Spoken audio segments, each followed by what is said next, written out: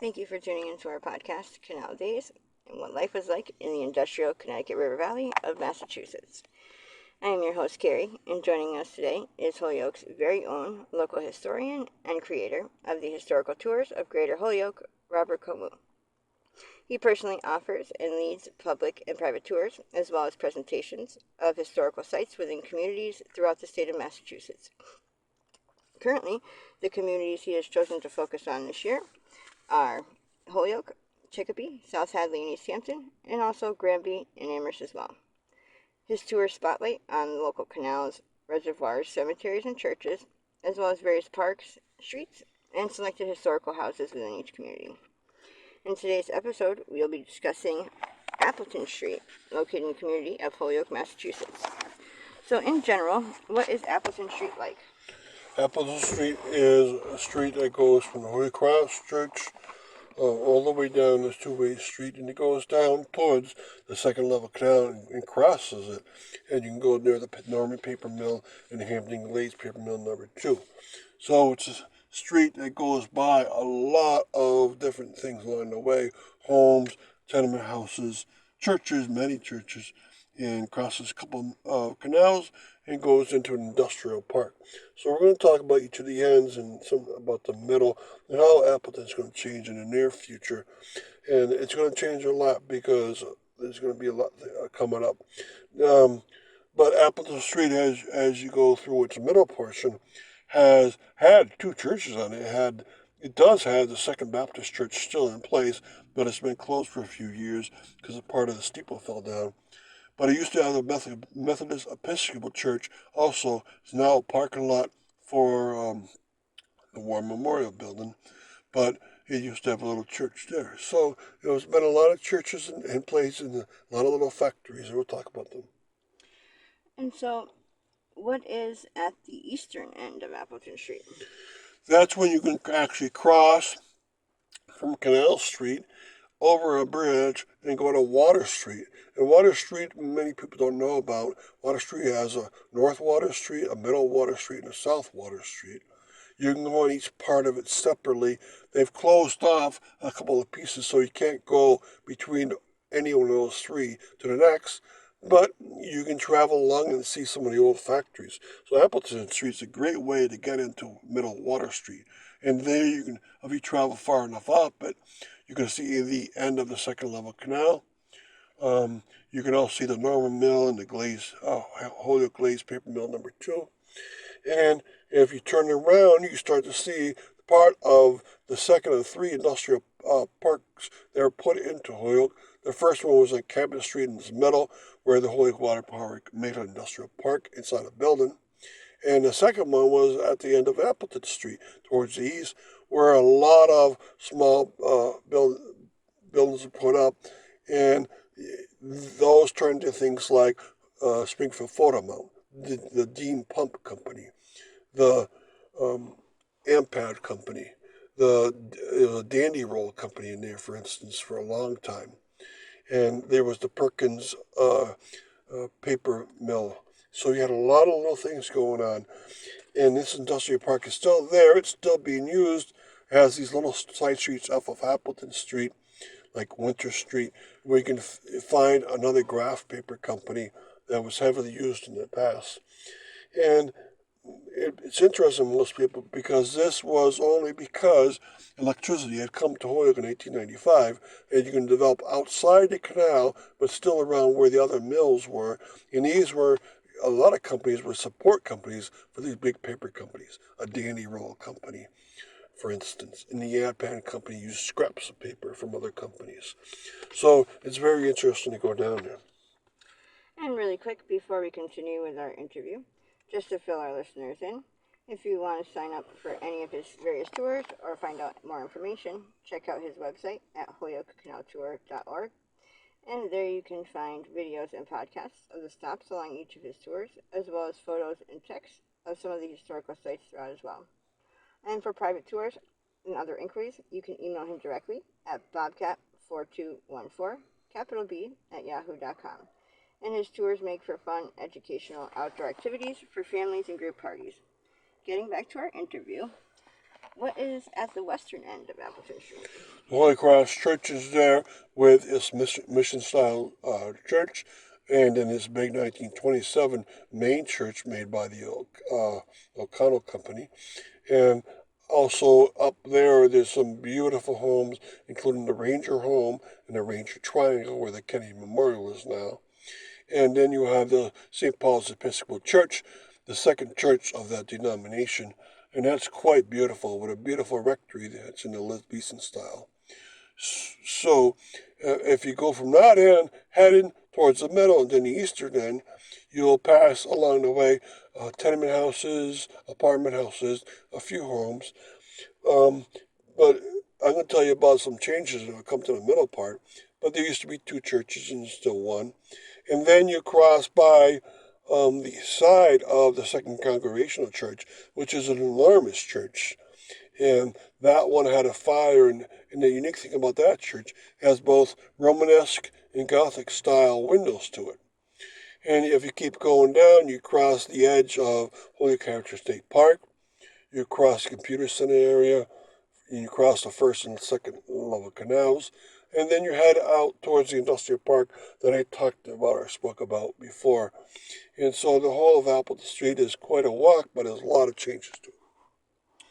And how will Appleton Street change in the future? All right. Well, first, the Second Baptist Church hopefully will get fixed, but more importantly, in the very near future, probably in the year 2025 or 2026, there will be a new series of homes built along Appleton Street near Elm and Chestnut, and that homes will wrap onto Elms and head back to where the Wayfinders development number 1 is.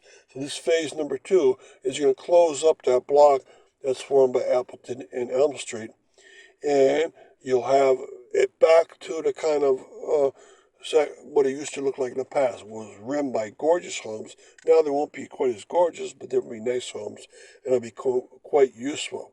So Appleton Street's going to see big changes there. And it's seen plenty of changes already. For instance, the canal walk goes right by here. The beautiful lookout, and then also the Cubic is right on Appleton Street, and that's changed drastically. And for instance, a house, the Holyoke Community College, Culinary Arts. And there's lots of things about Appleton Street that would change also in the near future. A lot of the marijuana mills, for instance, were put in the eastern end of Appleton Street, and that's changed the whole texture of the street. And thank you, Robert, for educating us on your tours. And of course, we want to thank our sponsors. And thank you to our listeners for tuning in. And check out a large selection of our other podcasts at his website and as well as on SoundCloud.com. And be sure to stay up to date with new podcasts and videos posted daily. Thank you, and hope you join us again. Thank you for tuning into our podcast, Canal Days, What Life Was Like in the Industrial Connecticut River Valley of Massachusetts. I am your host, Carrie, and joining us today is Holyoke's very own local historian and creator of the historical tours of Greater Holyoke, Robert Como. He personally offers and leads public and private tours, as well as presentations of historical sites within communities throughout the state of Massachusetts. Currently, the communities that he has chosen to focus on this year are Holyoke, Chicopee, South Hadley, and East Hampton, and also Granby and Amherst as well. Then his tours spotlight on the canals, reservoirs, cemeteries, and churches, as well as various parks, streets, and selected historical houses throughout the community. And in today's episodes, we will be discussing Suffolk Street, located in the community of Holyoke, Massachusetts. And so, in general, what is Suffolk Street like? It's a medium-sized street, and it's in the gridded section of streets. It's an east to west flow street. It's a two-way street. Now, it has some interesting features to it, including the Victory Theater is on there since the year 1920, and a couple other theaters were too, including the Suffolk Theater. And as it travels from east to west, it changes greatly. Of course, it gets to be very residential towards the west. And we're going to talk about what was along each section. And then we're going to compare it to the rest of the streets, especially in the gridded section of Holyoke, and we're also going to see whether it's changed well with the years itself. And tell us about the Victory Theater area. The Victory Theater fronts on the Suffolk Street at Chestnut Street, and it was made in 1920 to honor World War I veterans and men that died during that war, because we had won the war, and the United States was very proud of that. It was a tough war, and they built a beautiful theater for themselves in Holyoke, probably the best theater that Holyoke ever had. And it had live performances, including theatrical performances, vaudeville, and then movies. It also had graduations and so forth. And in the year 1979, it closed, and it was going low in attendance. And also the Holyoke Mall was starting up and had 4 theaters up there. And so it closed. It existed for 59 years. Now have been attempts in recent years to try to open up, but of course it needs a lot of renovations, and it's going to be tough. But hopefully they might be able to do it. The Victory Theater, though, was the center of a theater district where you had many theaters around, including the Globe, Suffolk Strand, Majestic, and these many theaters. The smaller one had run their course, but the bigger ones that came around were the pride and joy of Holyoke, and people would go to maybe 2 or 3 movies a week after their work and after their supper with their family. So it was a way of life, and that's gone by greatly. And really quick, before we continue with our interview, just to fill our listeners in, for more information, or if you would like to sign up for any of his various tours, you can check out his website at holyokecanaltour.org. And there you can find videos and podcasts of the stops along each tour, and as well as photos and text of the historical sites throughout as well. And for private tours and other inquiries, you can email him directly at bobcat4214, capital B, at yahoo.com. And his tours make for fun, educational, outdoor activities for families and group parties. So getting back to our interview, what was the northwest corner of Suffolk and Elm Street? At that corner was the first rendition of the Holyoke High School. It was the first dedicated such.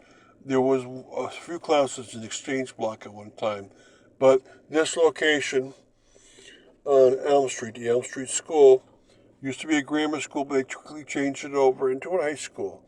So it was the first of 3 in Holyoke. So this was the first location. The second location was where the current senior center is. And then the third location, of course, it's still there.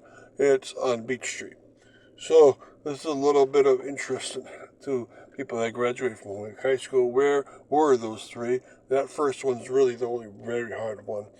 And it was replaced by the Holyoke Juvenile Court, which was redone a few years back, and it's a very nice block to look at.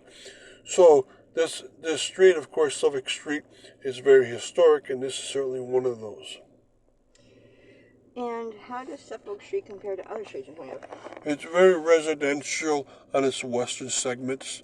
It reaches up into about Pleasant Street, and on its eastern segment, it reaches down towards Holyoke Heritage State Park, and it compares well because it had 3 theaters on it, and it had a lot of nice homes at one point. A lot of them are gone, and it had a lot more tenement blocks, but a lot of those are gone too.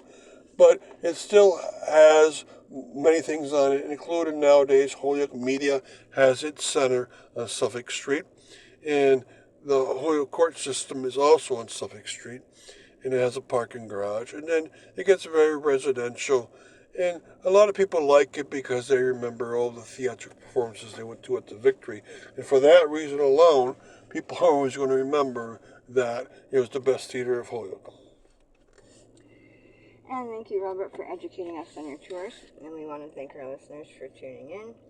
Check out a large selection of our other podcasts at his website, as well as on SoundCloud.com. And be sure to stay up to date with new podcasts and videos posted daily. Thank you, and I hope you join us again.